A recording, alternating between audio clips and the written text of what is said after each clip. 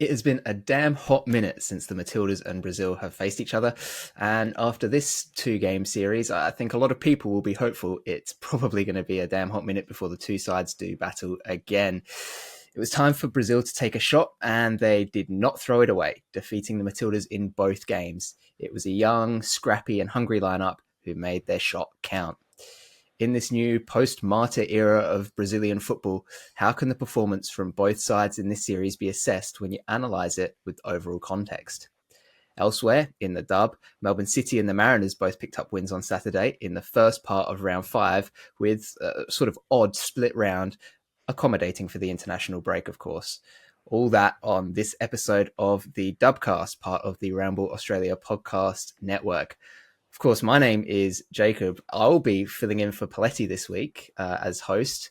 Obviously, I've made sort of a name for myself last season for being the one person at Ramble that didn't watch a whole lot of women's football. I've started to change that recently. Been watching the Matildas games, obviously been involved with the live streams, but Paletti unavailable to host. So I've put my hand up to step in, and hopefully it all goes to plan. But I'm going to be joined today by two fabulous guests who I'm sure are going to do most of the hard work carrying this with their knowledge. Of course, Burke is back again. Burke, how are you doing? I'm doing well, thank you. And Chris Macpherson joins us as well. Chris. Hello, Jacob. Hello, Burke. So, as far as I've been told, the way that this works is we talk about big storylines, things that have happened in women's football, especially here in Australia, and we use that to frame the episode overall. So let's kick it off with that then. Burke, what's your big storyline from this week? My big storyline for the week is probably the Matildas games and dealing with a much more physical threat in a team like Brazil. Mm. Um, Yeah, and so yeah, we haven't played a team like that, I don't think, in a long time. So yeah. it was definitely something quite stark that I think everybody noticed throughout that game. Obviously the weather conditions were hot and humid, but then the physicality of that Brazilian side as well. A lot of very strong challenges, especially to the front two of Rasso and Ford. Chris, what's your big storyline from this week? Well, we know, Jacob, when I get on these shows, I like to try and find a positive Newcastle Jets slant to anything I can. So it won't surprise anyone. But mine's Tash Pryor. Obviously, only limited minutes in that second Matildas game. But coming back, we've got to remember that this is a player who emerged onto the scene in 2017-18. So we're talking seven years ago. This tall, composed, physical defender who all of a sudden made a name for herself as a youngster at all of 20. She then went to Canberra, a major concussion, announced her retirement at 21. And here we are 5 years later. She's come back. She's been a key part of Newcastle's finals campaign last year. And now she's had the call up at 26 and got her first cap for the Matildas. And I think we'll see one or possibly two more for her over the coming games. So just really pumped for Tash. She's from being involved in the club. Lovely young, footballer, and she still is young at 26. But great to see, and it's a great, I guess, redemption story, if you will. It's not quite the word I'm looking for, but yeah, look, it's great. She's been back for the last couple of years and spent some time at a couple of clubs. But great to see her getting her Matildas cap. I think it's a really nice, wholesome story. Yeah, it's one of those ones where it's that perseverance and resilience to just keep going for it. You don't see it often enough, I don't think, in international football, where especially at the highest level, often squads are picked based on who the coach thinks is going to get the best performances and things like that. But to have these stories is, I think, fantastic, and it provides a little bit of inspiration, I think, right the way down the footballing pyramid to say, if you just keep at it, you keep playing your game, and you keep consistently performing, you'll get that chance. But I'm glad that both of your storylines are related to the Matildas, because obviously those two games against Brazil are the big talking points in women's football this week. Obviously the first game came on Thursday. That was a 3-1 loss to that side. And Burke, you mentioned it, very, very physical from the Brazilians from the get-go. It did almost look like it took the Titties a little bit of time to get into the flow of the game, almost like a bit of shell shock that they weren't expecting it. Conditions weren't fantastic. It was very, very humid over there, and it was something that was brought up a lot post-game. The players saying, look, we've come from Europe where it's drier, it's cooler, and we're coming out into these conditions we're just not used to playing in, even though we're Australians. So it did seem like it was just a combination of factors, perhaps, that were the Tillies undoing. But what did you make of the game? Yeah, I thought it was an interesting watch. Like I said, we haven't really faced a team so physical in such a time, really. Even the teams that I would have thought as physical, like Germany and stuff, haven't really Mm, put us through our paces like Brazil did. Um, yeah, we didn't play fantastically, but it wasn't a terrible game, if that makes yeah, yeah. sense. And I enjoyed a lot of what I saw. I wish I just had seen more that I could have enjoyed. Yeah, But we were not going to get that under these conditions. So that's right. Yeah. Well, I think that's the thing, right? Is there were glimpses of something there. I thought that there were a couple of individuals that played extremely well. Ellie Carpenter was one that immediately yeah. springs to mind with her Hmm. work rate up and down that wing. I mean, in the conditions as well. Brazilian goalkeeper went down injured about 3 or 4 times, and they're the player which they do the least amount of movement on the pitch. So the fact that Ellie Carpenter was continuing to run up and down the wing all game long, obviously the goal Caitlin Ford scored in the 43rd minute. Basically, that was all Carpenter's doing. Got trapped into the corner flag against two, manages to beat them, get the ball across. Very clever leave by Van Egmond, and then a tidy finish from Caitlin Ford. And that's the sort of thing, Chris, that we have seen in these games against Brazil, these solid moments, but it just doesn't seem like there's enough consistency, and it's not something that they can do continually over the 90 minutes. What do you think it is, perhaps, that maybe needs to change, or something that they need to focus on instead to try and bring these performances to the forefront and to do it more consistently?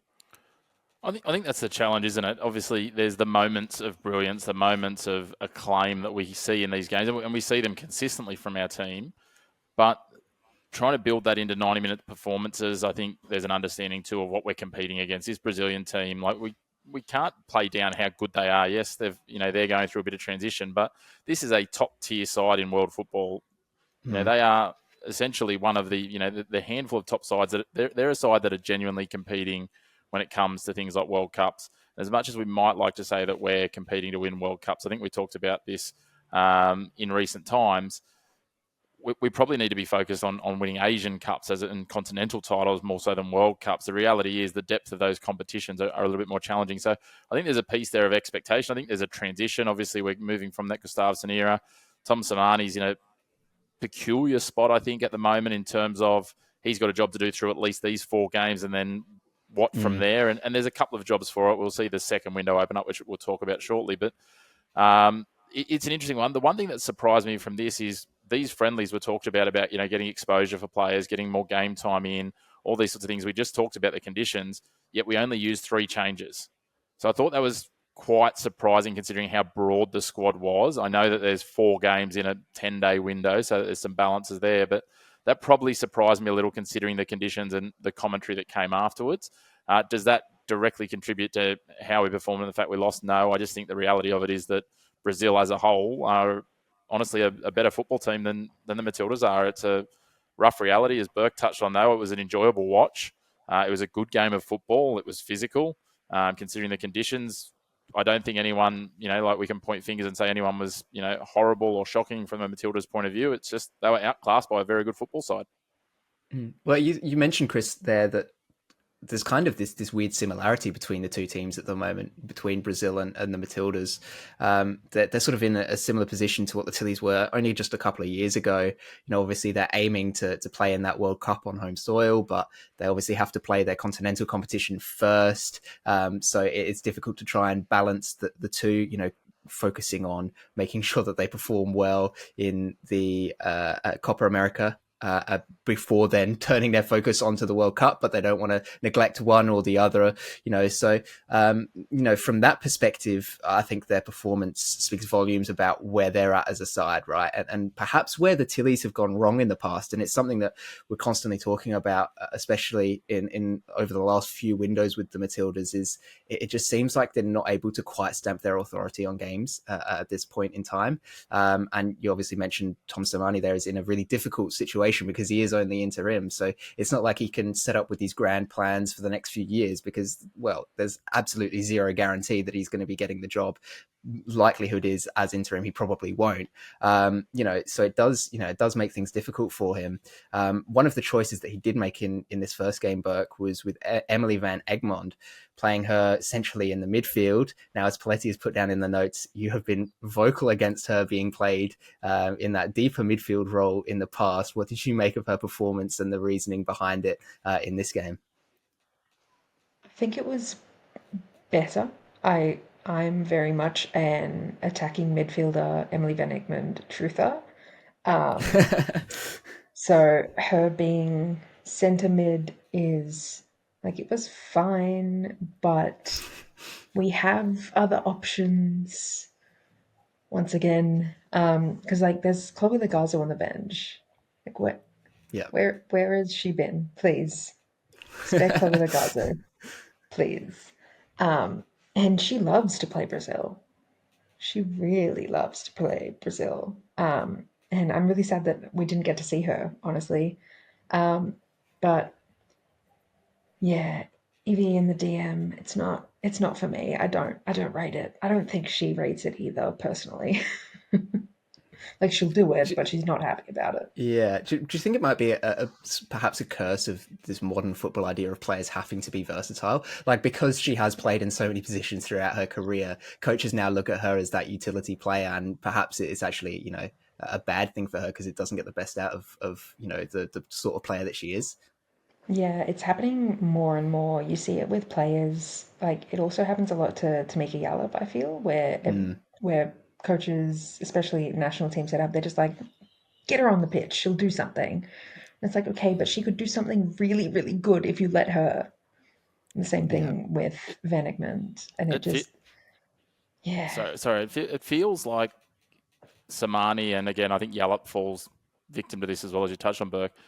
Their view is that we need to get our 3 or our 4 best midfielders or our 11 best players or onto the field, and that will sort of take care of itself. And as you said, Jacob, because EVE is so versatile, they're like, okay, well, we'll put her into a spot last. We'll make sure everyone else is in their spots, and then we'll fill her into that spot there, and that's where she falls at the end. It's kind of like, next month we don't have, with a couple of injuries, we don't have a striker, and it's like, oh, well, we'll push her up to the front, or we'll pull her somewhere else, or we'll put her on the wing because she can play all of those roles.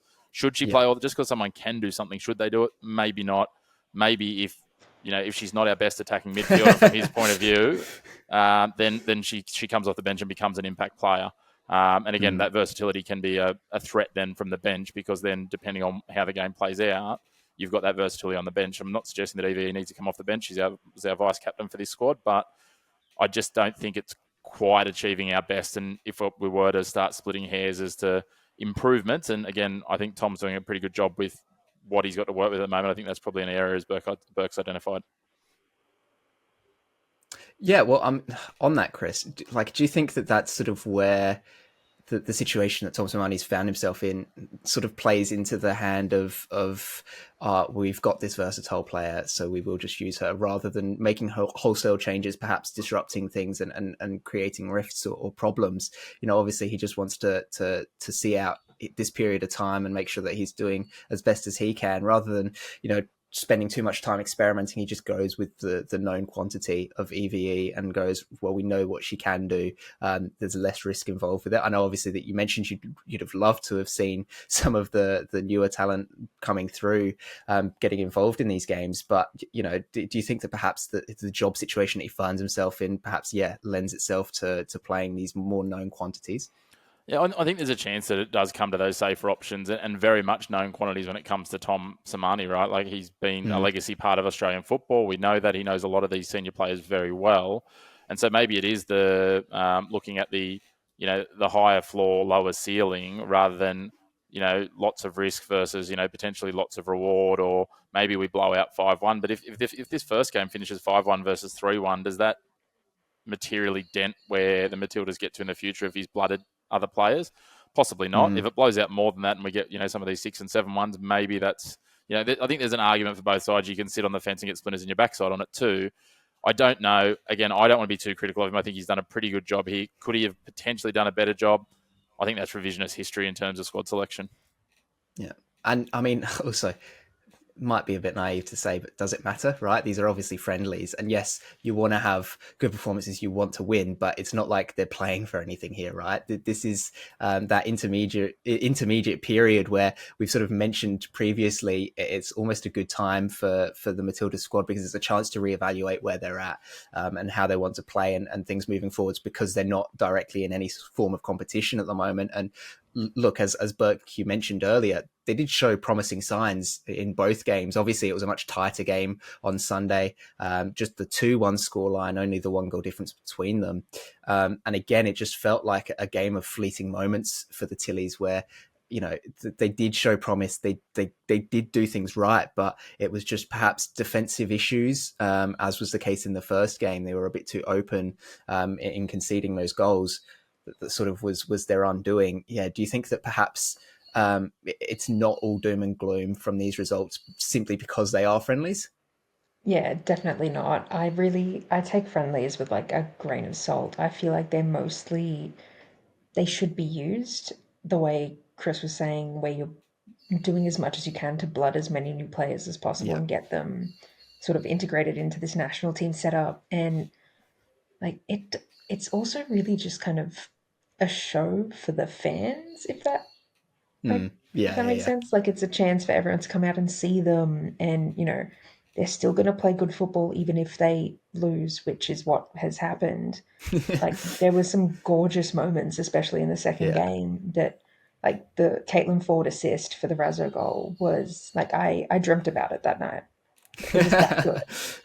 It was And very good. that's the kind of thing that people want to see. Obviously we want to see them winning, but when you look at it as something that we're like as a project, because that's really what it is. It's a project Yeah. towards 2025 Asian Cup. Like that's the point of these things, is that we're not like nothing happening right now is high stakes. So it's like it's fine to lose these games. It's not like we're going to go and suddenly be the worst team on earth and fall unranked from losing these games. Like the Yeah. FIFA rankings and anything like that really doesn't matter. It's just fun. Yeah. Just here to Well, play some football. you mentioned, obviously blooding new players, but also bringing back returning players into the squad. You look at Tegan Micah, for instance, obviously getting her first start in 12 months, a big return to the squad. It's a chance to, sort of stabilize things and continue to build, like you said, on that project moving forwards. A few milestones in this game. Well, EVE got her 150th cap on the Thursday, 151st then in the second game on the Sunday, which puts her equal second with Cheryl Salisbury on the all-time caps list for an Australian footballer, which is an enormous achievement. And another big one as well, you mentioned, Burke, it's a chance for the fans to come out, and come out they did. The 16th consecutive sellout on home soil for the Matildas. Chris, it's undeniable that there's a Matildas fever here in Australia, and there has been since the Women's World Cup that we hosted only what was it, 2 years ago now? Not quite, so yeah. Not quite yet, but it feels like at least that's continuing to go, especially because there were so many doubts after that Olympics campaign of are people going to be over it? They didn't get the results and the performances that they wanted. It's clear people aren't over it, and they're going to continue to show up. Yeah, it just keeps on keeping on, right? Like it's great to see, and I think really positive. And I think that talks to the fact of what the Matildas have built here in terms of a brand, as well as just footballing results. And as we talked about before, these friendlies, they're not just about football results. It's giving the football community a chance to get around it and get behind it, and they're doing that. And I think that talks to what the Matildas are doing is heading in the right direction. And as Burke said, hopefully it's building towards an Asian Cup, because I'm not going to trade beating Brazil this week or even Chinese Taipei next week. I hope we will be beating Chinese Taipei next week. But I'm happy to lose to Chinese Taipei the next two games. It means we win the Asian Cup. Yeah. Wow. I think any fan of the side would take that as well at this point in time. And it's like Burke said, they're friendlies, take them with a grain of salt. But I mean, looking ahead to those games, I mean, first of all, this is a squad that has been ravaged by injury. You look at Mary Fowler, Katrina Gorry, Claire Wheeler, Izzy Gomez, who was potentially going to make a debut, Hannah Lowry as well. Obviously, an older squad as well, the likes of Steph Catley, EVE, Alana Kennedy. It does feel like, yes, we're in this transitionary project phase, but moving forwards as well into these next games, they're also going to be losing a lot of the European-based players. Are going to be heading back to their clubs for this second part of the window. Charlie Grant, Claire Hunt, and Daniela Galich, I believe, are staying for these games. I mean, Burke, I'm going to come to you first with this. Obviously, we've spoken about Tom Samani, and he doesn't want to necessarily do anything too crazy considering where he's at with the job security thing. But it's almost like his hand's going to be forced here. I mean, what do you expect to see many big changes? Do you expect to see fresh faces coming in that we perhaps didn't against Brazil? I'm hoping we do, because otherwise it's like, why did we call in 36 players? Yeah. Like, why are they all here?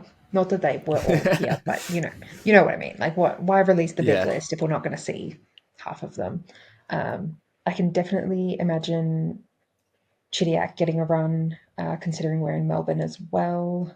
And I hope we get to see Briley Henry. I'd really like to see her on the pitch. More of Daniela Galich. I think she showed some really bright sparks against Brazil, but she's also only like 19 or something stupid. And I think Brazil may have just been a bit too, like, might have been biting off a bit more than she could chew at that point. Yeah. But I think against a team like Chinese Taipei, people will really get to see what she's made of in terms of like the technical skills that she possesses, which is like, unreal what she's got under her belt. Hopefully, I'd like to see more M. Gilnick. Feel like I didn't get enough of her in the game that she did play, or the half that she played. 45 minutes, yeah. Yeah, Charlie Grant as well. The people love Charlie Grant. Give us Charlie Grant, please. Especially if Steph Catley is still going to be, if she's gone back to England, then this is the time for Charlie Grant. Especially if you're going to keep Ellie Carpenter on the wing, unless she's gone as well. Who knows? They haven't told us enough about who's still here. That's right. That's right. Well, it's like you said. I mean, they did bring a massive squad for a reason, right? So, perhaps with one eye to the fact that a lot of the players might be heading back to their bigger clubs over in Europe to play their league fixtures over there. And look, I think that yes, Samani's got to approach this the right way, right? It can't do what Gustafsson was criticised a lot of, which was just throwing players in the deep end. And Burke, you sort of mentioned that, where perhaps Brazil wasn't quite the right opposition for that. They know it's going to be a really tough test. You want to have a balanced, solid squad so that you can at least get put a decent performance out there. You don't want to just feed these youngsters and these inexperienced players to the wolves. It'd be a massacre, and then everybody's going, "What are you doing here, mate? Why have you done that for?" And actually, this is something that Samani said in a press conference after that first game. He said it's about finding a balance between planning for the future but playing in the present. Part of playing in the present is to try and get results, is trying to blend it all together so you get exposure for new players, fringe players, but at the same time you try not to compromise the result. And I think it's that last line there, you're trying not to compromise the result. That's the key thing here, Chris. And moving forwards, obviously we mentioned we're kind of expecting them to get the results over Chinese Taipei, right? It's a side that, in comparison, especially to Brazil, you should be getting the result here.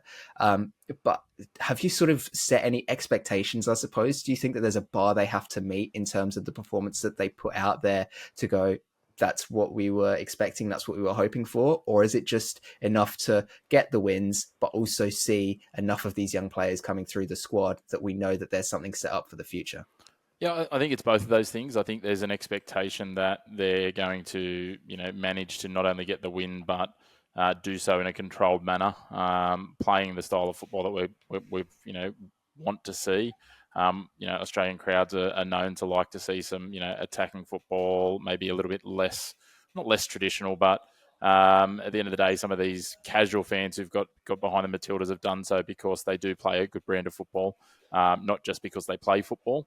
And again, that's the challenge that we live in this very concentrated sporting landscape that we have in Australia. I think the other piece is Tom Samani, and it's probably not a Tom Samani problem, to be honest. It's probably a Football Australia problem. But Football Australia are going to have to be very cautious, especially with this second game, for all the players, the A-League women's players that they hold back into the squad. If they're not seeing game time, clubs are going to be a little bit annoyed if you're playing on Saturday and your top-tier players, who these players are, aren't getting game time, or aren't looking like getting game time. I understand if there's a bit of a change in the game or those sorts of things, but if you're if you're a Leah Davidson, a Briley Henry, probably not good examples because Melbourne City played last weekend. But if you're those sorts of players who haven't played a lot, Jessica Nash from Central Coast would be the same thing. Okay, I'm not doing well here. Even Chloe Lagazzo. If Chloe Lagazzo isn't playing minutes, got there eventually. Western United are going to be Natasha Pryor. Natasha Pryor is probably the greatest example of this. If she's not getting significant impact, Newcastle Jets, their season, whilst not on the line at this point, it certainly needs a bit more of a spark if they're going to continue to push for finals football. And she's a key element to that. They're a side that don't have a lot of other big physical defenders. They use her and Lorena Baumann in defence centrally. It's a big piece for Newcastle to be without her this weekend when they go to Adelaide. So these are the sorts of ones, and they're going to get the clubs offside very quickly, and you'll find that the clubs will band together even if it wasn't their players, because at the end of the day, they don't like not having their players available. So it's an interesting balance that Tom, on behalf of Football Australia and the longevity of the Matildas, needs to strike. And look, I think the listeners of our podcast, and certainly I'm sure Burke would be with me as well, I want to see some of these A-League dub talents given an opportunity, because I believe they're nipping at the heels of some of these players that are playing in Europe. And probably the negative thing that will come out of it is if they perform really well on the international stage, it means that they'll go and get contracts. Then we'll have to find new people to come into the A-League dub, but that's exciting. Yeah. Well, I mean, it raises, I suppose, the bigger question then about international friendlies, right? And, especially scheduling and how it disrupts seasons. I know, at least from my perspective, hear about it all the time in terms of men's football. And UEFA have tried out this Nations League thing to go, it's not just friendlies. It's now they're playing for something. It matters, right? I'd love to get both your thoughts on this. Do we need international friendlies? Obviously, where there's these big windows and these big gaps between competitions, yes, because you need to be playing game time. But do you think that there is some other solution perhaps that could be reached that would mean that the games, at least, like these ones against Chinese Taipei, they're not just also then disrupting the club season for these players? Like you said, Chris, it means that the clubs aren't getting frustrated and annoyed. It means that players aren't potentially missing out on minutes, or they're not getting injured in, key parts of their club campaigns. Do you think there's a balance that can be struck? Do you think it's just one of the vagaries of football that these things are going to clash and these things are going to happen? Obviously, the dub round has been sort of split in half. Only the 2 games played on the weekend. The rest are going to be played later because of these games. Is it more sort of stuff like that where you do split rounds in half? Is it more of just longer windows in women's football to accommodate for this? I'd love to get both your thoughts. Burke, I suppose you to yourself, Chris, had the last word there. I think it's definitely a necessary sort of evil, especially if you're doing it during like a tournament year kind of thing, because the players need to play together. They need to build those like working relationships on the pitch before the tournaments. But you also, it's definitely like you also need to prevent them from getting injured and that kind of thing, and overworking them so they don't get burnt out kind of thing. But it's definitely something that we need to keep an eye on, I guess, if we're like the regulatory bodies, because you can't just have them constantly playing friendlies. And it's especially rough for us, considering our geographic placement in the world and how far the players have to travel to play here, because a good chunk of them are in Europe or overseas elsewhere, which is, a good thing and a bad thing. It's good because it means we have, really high quality players that are playing in these leagues. It's bad because, then they have to do all this crazy travel. that no one else really does. So we're, I think, in an especially interesting position when it comes to all of this. But yeah, you have to do it. Like it has to happen. Yeah, and is that why it's good then? And I think it's been a success to have a team like Brazil come on down, right? Where it's not just the local regional sides that you're playing Yeah. against in those competition cycles anyway with the Asian Cup. You know, you're bringing in quality opposition. You're really testing yourself against the best. Do you think that perhaps that is the balance that you strike? Is yes, you've got to have these friendlies, so you might as well try and bring over the best teams that you can to play against. Yeah, and I would definitely like to see us keep pulling teams like big names like Brazil, getting, as many big names to come here, just because I think it's Yeah, good for the growth of the game and it gives everyone a taste of our medicine of what we have to deal with. So they that's can they right. can do some long haul flights too. I think I Chris? think the piece is I think it makes sense when we're going to try and take on these challenges to look at the likes of the South American teams and some of those that let's be realistic, in the middle of a European football season we're not going to get European teams here. It's going to be nigh on impossible, but I think there's an obligation Yeah, to do it. That we're damned if we do, damned if we don't. At the standard that the A-League women's is at the moment, we probably don't want to go down the route that the men's team have done, where they've started playing some of their friendlies in Europe. One, we get bums on seats here. We get absolute. So that's not to say the Socceroos don't, but there's these pieces that, and again, the fans have, at the end of the day, the fans own the Matildas. So the fans have a right to have access to the Matildas in terms of being able to go and view games and attend games. So I think there's an obligation there. It's a necessary evil. It's unfortunate that we're half a globe around, but I don't know any way of solving that problem. So realistically, we're in a situation, and at the end of the day, this also we've got to remember we're in a blessed position now because of our move to Asia, in that we've consistently qualified for the major tournaments, so we get to play in those. yeah, There's a lot of countries that play at the next tier down, and again, I don't want to make this about the men's game, but can you tell San Marino that the Nations League and friendly windows don't mean a lot? Like, these guys are yeah, still partying after they won their first game in 20 years and then managed to qualify their way up. So there's lots of other stories that we maybe miss because of our privileged position. And yes, geography is a challenge, all those sorts of things, but it's the most perfect imperfect system I think we're going to get at the moment. I don't see how we challenge it much more. Yes, we've got to remember who the players get paid by, and sometimes players make sacrifices and risk their spots in starting squads at higher levels, but that's where we need to find the balance and accept that some of the European players are going to have to go back early because the window doesn't extend to that point. There's travel involved. But I think we've got a pretty good balance at the moment. We've managed to keep a few of them around for this, at least the first Chinese Taipei game, and that builds a nice little yeah. transition. It means that players are spending time together, which is the key piece as we build towards the Asian Cup and then the World Cup in what is now 2.5 years' time. Yeah, it comes around quickly. I mean, this year has flown by, right? From everything that's happened with the Matildas through that Olympics campaign to now, it feels like it's just gone by in a flash. Just before we move on from them, these two upcoming games against Chinese Taipei, I want to get from both of you some score predictions for these ones. Obviously, we don't know what the side is going to look like, how they're going to line up, anything like that, what the weather conditions are going to be like. But I think it could be a bit of fun, something we can look back on, have a bit of a laugh about. I'm going to say that like a 4-0 and a 5-0. I'm just hoping that there's clean sheets, that they can right some of the wrongs that they had defensively against Brazil. I thought they were very open in transition, left a lot of space that the Brazil team just really exploited. I'd like to see them tighten that up. It's something that the men's side has been known for, being very stout defensively. I'd love to see the women's side get some of that DNA in there as well, because I think that's the one area of the game they're really lacking in. But yeah, let's hear some score predictions, guys. Let's start with you, Burke.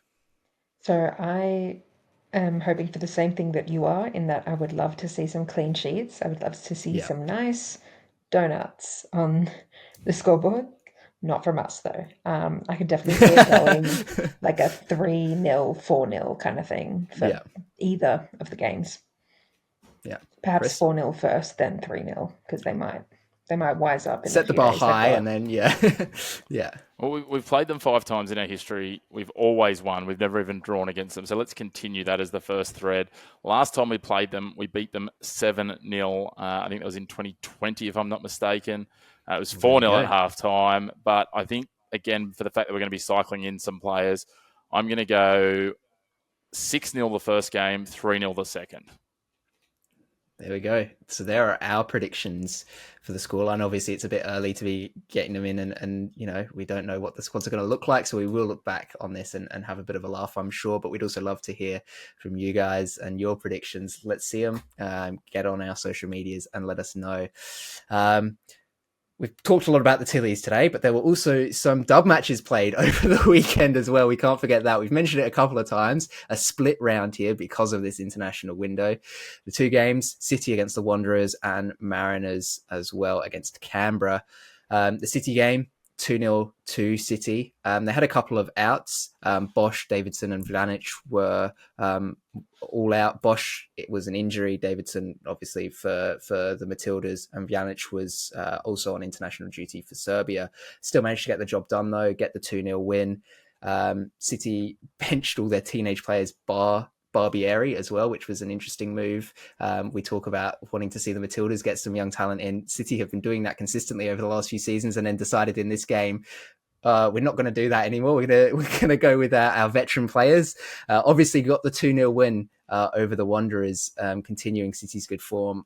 They've become really one of the staples of the dub over the last few seasons in terms of consistent performances.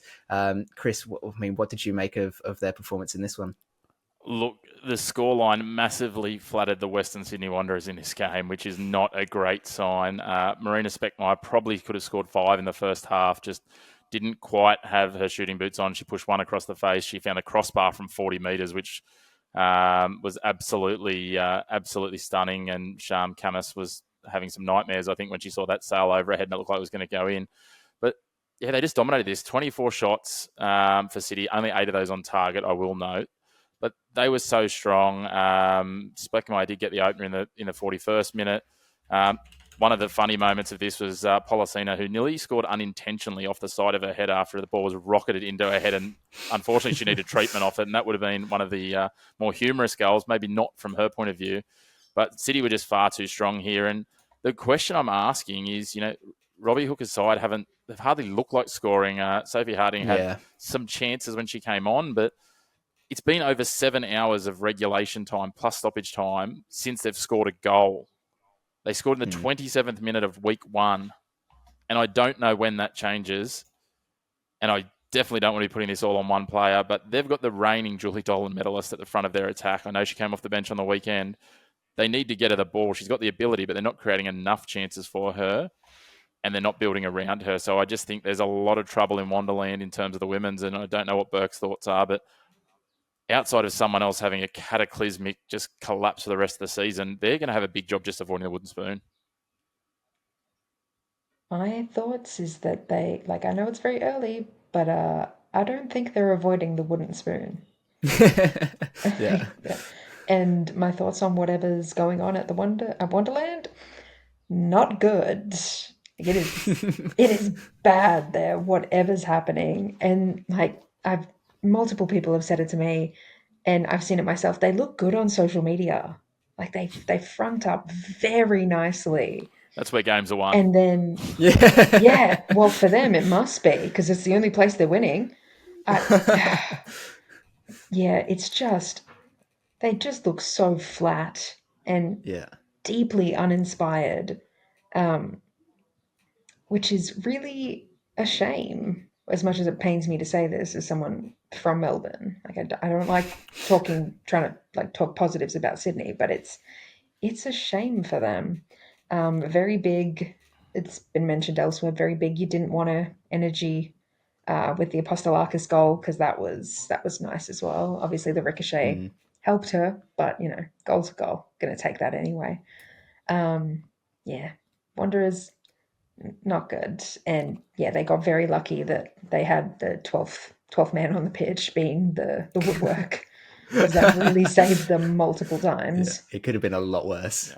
I think it should have been. I think the thing with this Wanderers side is too, and I don't want to go laying the boot into others as well, but there's some other not great sides in the A-League W this year as well, certainly from what we've seen over the first few rounds, but each of them has had some glimpses of positivity. But it feels like there's daylight between 11th, and I'm not picking Wellington out in terms of that 11th, but those teams in that next band and Wanderers, there's a few sides there that I could name in terms of what they've put out, but I'm not going to at the moment. But it doesn't feel like after a couple of rounds you went, oh, maybe there's a couple of others, And I think one of my post-match press conferences with Ryan Campbell after they got the job done against Wellington, he said, Wellington are by far the best side we've played so far this year. And you kind of look at that and you go, well, Wanderers had a draw with you in week 1. But again, the Jets probably should have won that. The Jets have been a team that's been very good so far this year at not getting points when they should.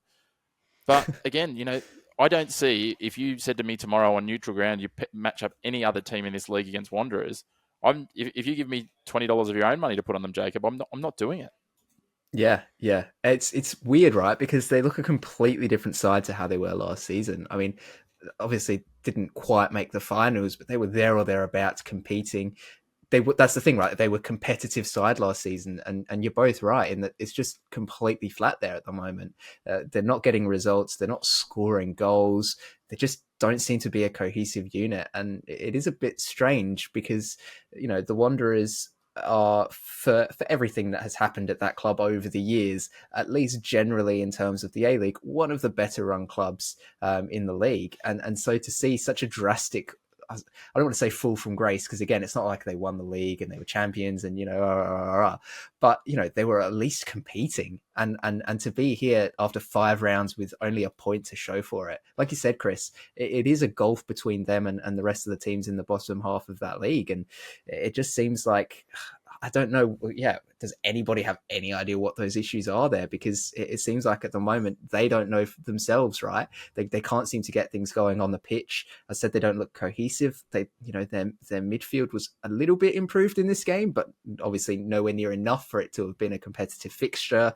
Burke, you mentioned the fact that the woodwork was probably their best player, which is a telling sign. So yeah, things certainly not going well over there in the west of Sydney. And the other game over the weekend as well, as I mentioned earlier, Mariners against Canberra. It was a 2-1 win for the Central Coast Mariners. They are sitting currently in 3rd spot. They do have a victory behind them, have a game in hand over them, so could leapfrog them with a solid result in the coming games, but still a 2-1 win over Canberra, a decent result. Young Matilda Pettitrimis, she came into the Mariners starting lineup. She's a name that a lot of people have been a player. A lot of people have been talking about, a name that's been on a lot of people's lips recently. And I believe, correct me if I'm wrong, but did she not sign an extension in the off season? I could be wrong about that, but I feel like I remember something about that. So definitely one to earmark for the future. But yeah, another win for the Mariners side. Canberra again just struggling to get the result. Maya Markovsky, though, she's continuing her sort of career resurgence. She got the opening goal. Set things off for Canberra, but they just couldn't quite hold on. And that now sees them slip down. Obviously, the Mariners jumped them with this result. And yeah, where the Wanderers we were talking about can't get any results because they're not cohesive. Canberra, it just seems like they can't get results over anything. I mean, obviously they're sitting in 5th. They've got 7 points. It's not all doom and gloom for them, but there are definitely games so far this season where it feels like they could have had more from it. And Burke, this seems like another one of those. Yeah. I think the goal that Markovsky scored was just unreal. I I could not imagine being in that same spot on the pitch and being like, yeah, I'm going to score from here. But she can, so I'm glad for Yeah. her. That was crazy. It's just, yeah, they they should be getting better results, and it annoys me that they aren't. But Yeah. yeah, like you said, it's not like they're not in the worst position in the world. They're definitely a hugely improved in all areas compared to last season. Mm. If anything, they may have dropped off on their goal scoring because they were scoring a lot They of were. goals last season, despite everything. Yeah.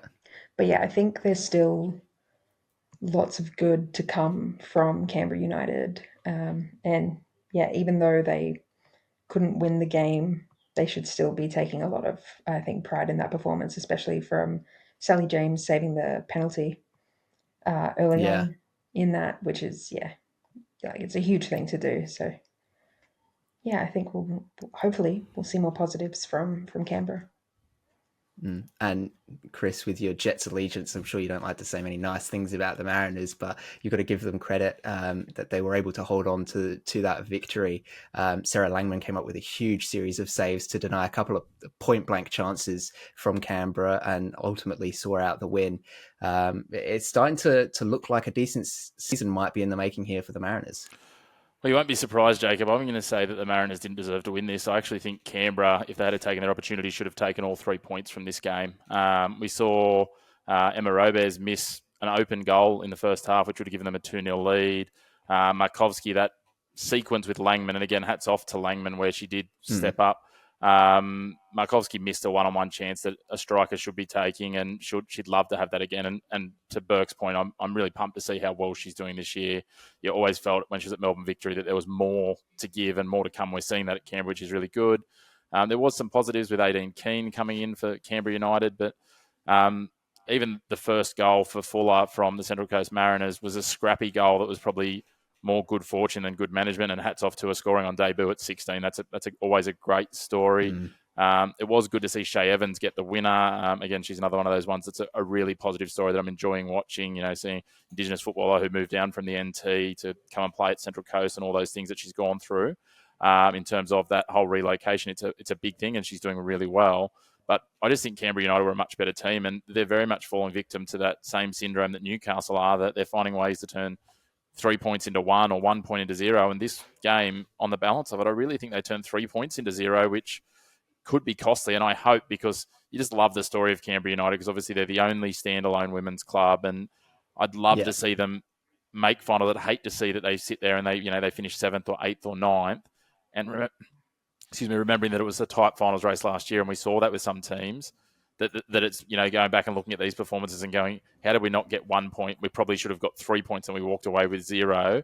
And, that's kind of the piece, I think, that, when they're going back to training and with the week off, that their coach, Antoni Jagrenek, is going to be saying, well, yeah, we kind of, we did the proverbial, we let that one slip. So, again, congrats to Central Coast, because the scoreboard's the only thing that matters at the end of it. But I think Canberra will have a few question marks over how they let that one slip.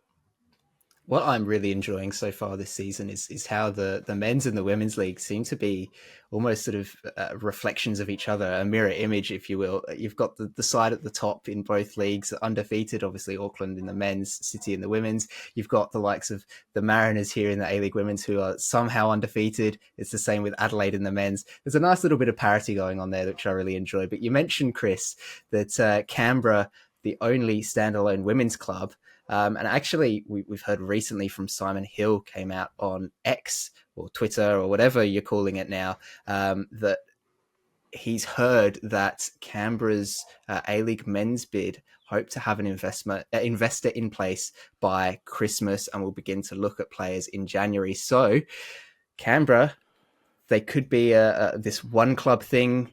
Finally, after all this time, which would be huge, obviously, with the off season that the women's side has had, all of the, are they even going to be around?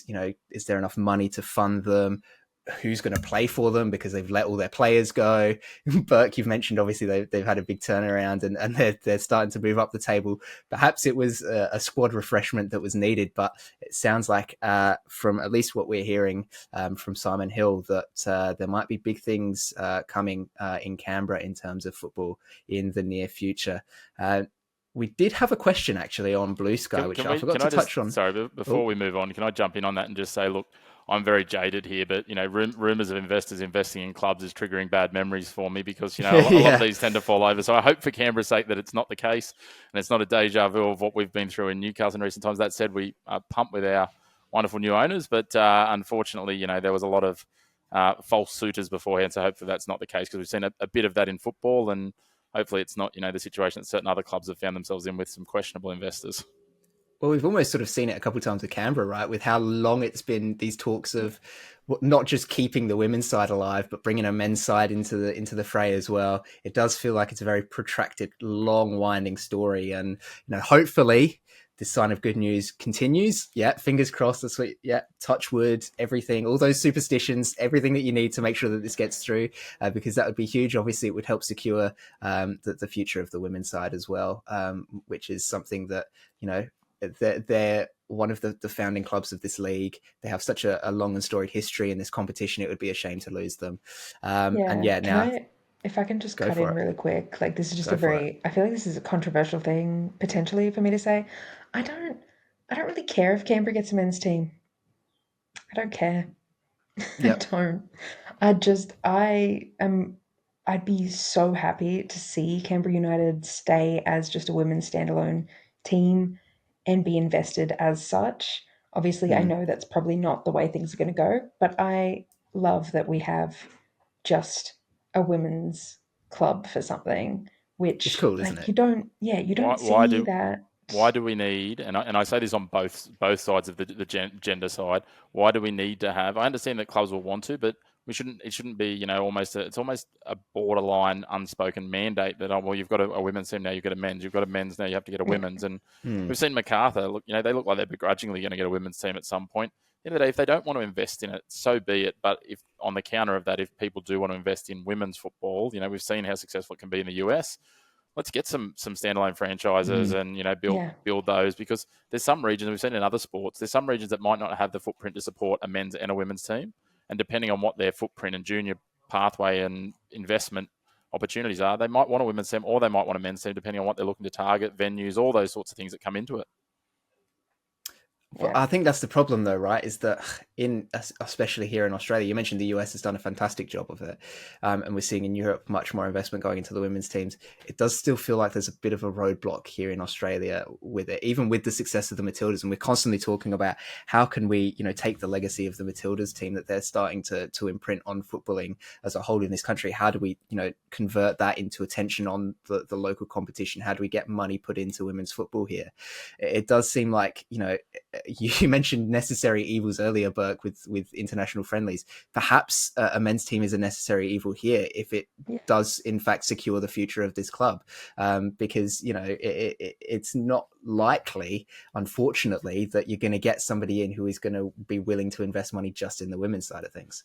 Yeah, I think the thing that really gets me about it was because a couple like months ago when they were talking again about different Canberra investors, people were Yeah. saying that they were going to gut basically all of Canberra United's branding, and that Mm. made me really sad because Yeah. this is the A-League's legacy in the women's football, and Yeah. I don't think anything about Canberra United should change for a men's team to make way because the Mm. women's have been Canberra's football team. That's So right. I don't think Yeah. I don't think whoever buys in should be allowed to change anything when it comes to like the branding, the colors, the design, anything like that. Obviously, money talks, so everything I say will probably end up now happening.